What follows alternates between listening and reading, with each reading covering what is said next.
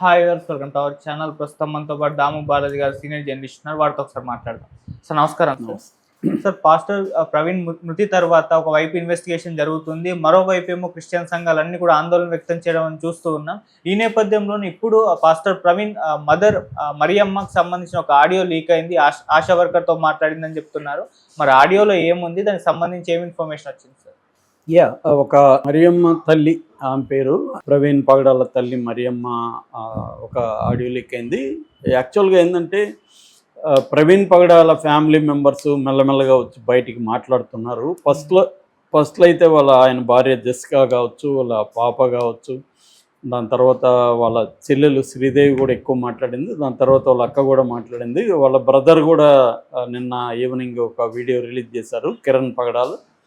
So వాళ్ళు ఏంటంటే ఈ మధ్యకాలంలో ప్రవీణ్ పగడాల మీద వస్తున్న ఈ నాకు తెలిసి ఏంటంటే ఈ మధ్యకాలంలో ఎవరి మీద కూడా ఇన్ని రోజుల పాటు ఇంత విస్తృతంగా ప్రోగా కానీ నెగిటివ్గా కానీ రావడం అనేది జరగలేదు మనకి. ఎందుకంటే దానికి ఒక కారణం ఏంటంటే ఇతను క్రిస్టియన్ పాస్టర్ కావడము, అతని వీడియోలు ఆల్రెడీ వందల వేల వీడియోలు ఉండడము, అతను కొత్తగా మిగతా క్రిస్టియన్ పాస్టర్లకి ఇతనికి తేడా ఏంటంటే ఇతను అపాలజిస్ట్ అనే ఒక ట్రెడిషన్ క్రిస్టియానిటీలో, అంటే డిబేట్ల ద్వారా మతాన్ని గురించి చెప్పుకోవడం, ఇతర మతాల లోపాలని ఎత్తి చూపడం, ఆ ఇతర మతాల పెద్దలతో డిబేట్లోకి వెళ్ళడం, చర్చలోకి వెళ్ళడం, ఇవన్నీ అపాలజిస్టులు ఎప్పటి నుంచో చేసేవాడు. ఆ మార్గాన్ని ఇతను ఎన్నుకున్నాడు. కొంత చదువుకున్నాడు ఇతను, కొంత పురాణాలు కావచ్చు, ఖురాన్ కావచ్చు, ఇవన్నీ కూడా చదువుకున్నాడు. దానివల్ల చాలామంది హిందూ ప్రతినిధులతో కూడా ఇతను రక్షణ టీవీ కావచ్చు, మిగతా కొన్ని టీవీల ఛానళ్ళల్లో ఇతను డిబేట్లు చేయడం, ఆ రకంగా ఇతను బాగా ఒక సర్కిల్లో బాగా పాపులర్ అయి ఉండడం ఒకటైతే, ఇతని మరణం అనుమానాస్పదంగా అనిపించడం, 11 గంటల 42 నిమిషాలకి యాక్సిడెంట్ జరగడం, అది ఆ టైంలో ఏదైనా ఎవరైనా కొట్టి చంపేశారు. ఎందుకంటే తనకి ఆల్రెడీ 1 మంత్ ముందు ఒక పోస్ట్ పెట్టాడు, నన్ను చంపేయాలని ఆల్రెడీ ఇది ఫత్వా జారీ అయింది అనేది కూడా పెట్టాడు. నిజానికి చాలామంది పాస్టర్లకి థ్రెట్ ఉంటుంది. ఇవాళ థ్రెట్ అనేవి అందరూ ఇస్తుంటారు. మనకు కూడా మన ఛానల్లో కూడా కింద కామెంట్లు వేసేస్తాం రా, అది నువ్వు దొరికే ఉంటాయి అయిపోయి ఇలాగ పెడుతుంటారు. అదేమంటే కామెంట్లు పెట్టడం అంత ఈజీ కాబట్టి అలా పెడతారు. నిజంగా వేసేస్తారని కాదు, వాళ్ళకి ధైర్యం అందరికీ ఉండదు. సో కానీ చాలామంది ఏముందంటే ఆల్రెడీ కత్తి మహేష్ లాంటి వాళ్ళు చనిపోవడం, ఇక్కడ కూడా 2 పాస్టర్లు యాక్సిడెంట్కి గురి కావడం, దీని వెనక ఏదన్నా ఉందా, యాక్సిడెంట్లు చేసి చంపేస్తున్నారా అనే డౌట్లు కొంతమందిలో ఉండడం, ఈ నేపథ్యంలో ప్రవీణ్ ఈ చనిపోయిన పద్ధతి ఇవన్నీ చూస్తే చాలామందికి అనుమానాలు వచ్చాయి. దీన్ని వైసీపీ వాళ్ళు కూడా ఉపయోగించుకున్నారు. అంతవరకు బాగానే ఉంది. అప్పుడు ఫ్యామిలీ మెంబర్స్ కూడా డౌట్లు ఎక్స్ప్రెస్ చేశాడు. వాళ్ళ చెల్లెలు కూడా అక్కడ కొవ్వూరు టోల్గేట్ దగ్గర చిన్నగా వెళ్తున్న అది మా అన్న కాదని ఆమె చెప్పింది. మా కాళ్ళు అంత పెద్దవిగా ఉండవు, అందవు, మా అన్నకి పొట్టలేదు, అవన్నీ ఆమె కూడా చెప్పింది. ఎప్పుడైతే ఫ్యామిలీ మెంబర్సే ఇతను మా ప్రవీణ్ కాదు అక్కడ ఉన్నది అనేసరికి ఒక కొత్త నెరేటివ్ వచ్చింది. అంటే ఈయన ఎక్కడో పట్టుకొని చంపేసి ఆయన గెటప్లో వేరే వాళ్ళని పెట్టి చేశారని. ఆ తర్వాత ఏలూరులో వైన్ షాప్లో ఇతని మందు కొనుక్కుంటున్నాడు, బకార్డీ రమ్ము, ఆ విజువల్ వచ్చేసరికి అది కూడా మా అన్న కాదని వాళ్ళు అనడం, మా అన్నకి అలాంటి అలవాటు లేదనడం, చాలా జనం కూడా ఇది వేరే ఫేస్ని ఒక దాన్ని చూపించి ఇతను ఒరిజినల్గా అక్కడ ఉన్నది ఈయన కాదని చెప్పడం, ఇలాగా కొత్త నెరేటివ్ వచ్చేసి ఇది హత్య అని నిరూపించడానికి ఎక్కువ మంది ట్రై చేయడం అనేది, అంటే ఆత్మహత్య యాక్సిడెంట్ పక్కన పెడితే ఈ విజువల్స్లో ఉన్నది ప్రవీణ్ కాదు అనేది ఆ నెరేటివ్ ఎక్కువ బయటికి జనాలకి వెళ్ళిపోయింది. సో ఈ నేపథ్యంలో ఆపోజిట్గా తెలుగుదేశం మీడియా రంగంలో దిగి ఇతను ఒక తాగుబోతూ బండి నడపడానికి కుదరకుండా పోయినా కూడా ఇతను బండి నడుపుతున్నాడు, అనేక తప్పులు చేశాడు.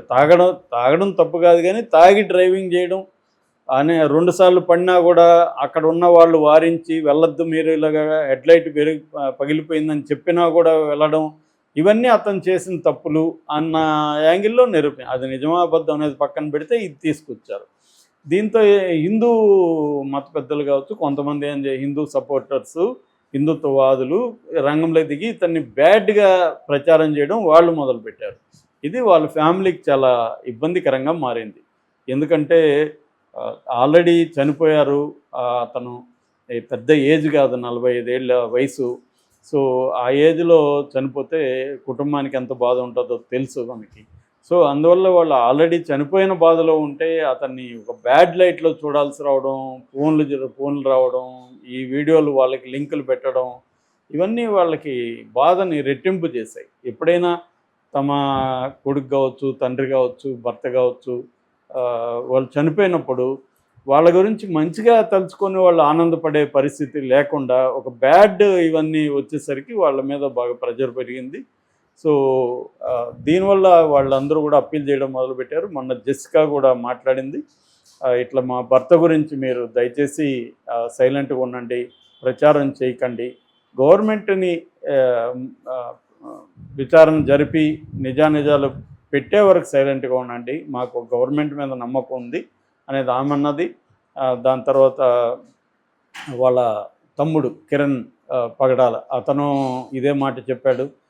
దీన్ని దయచేసి కమ్యూనల్గానో రాజకీయంగానో వాడుకోవద్దని కూడా ఆయన అన్నాడు. ఎందుకంటే అక్కడ ఇప్పుడు కమ్యూనల్గానూ గొడవలు అవుతున్నాయి, తర్వాత ఏమో పొలిటికల్గా కూడా ఇది వైసీపీ తెలుగుదేశం మధ్య ఇష్యూ లాగా మారిపోయింది.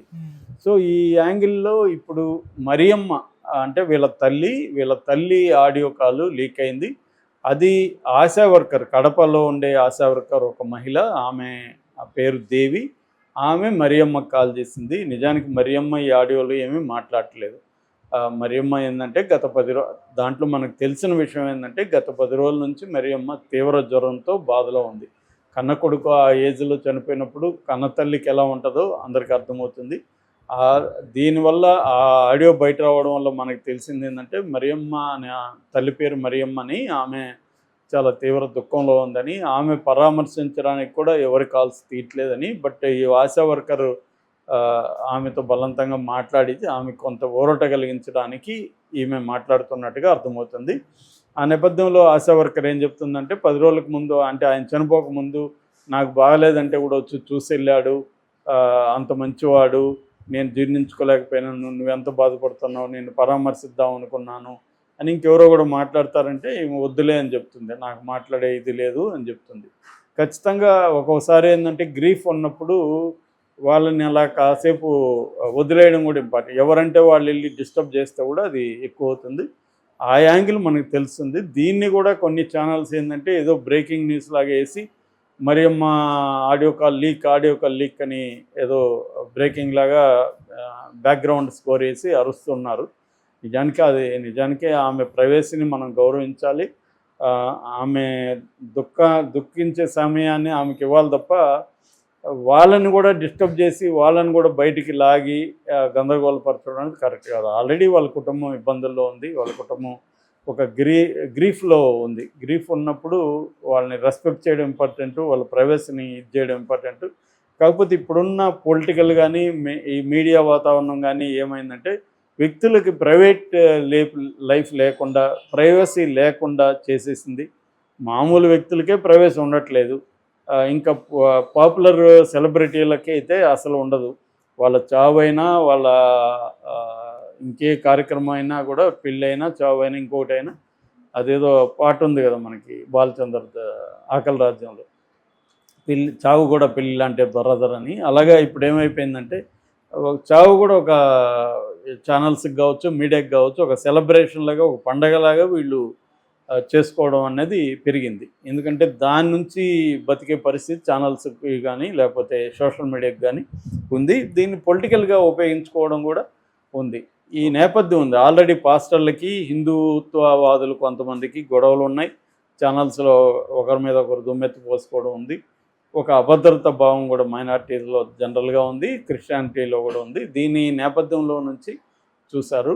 ఈ కాంటెక్స్లో మరియమ్మ నిజానికి ఆమె ఆడియో కాల్ లీక్ అనేది ఉంది, కానీ మరి ఈ దేవి అనే ఆవిడే ఇచ్చుండాలి కాలు. ఎందుకంటే మరియమ్మ నుంచి అయితే వచ్చి ఉండదు, లేదా వేరే పద్ధతిలో ఏమన్నా టెక్నాలజికల్ లాగా తెలియదు. ఏదేమైనా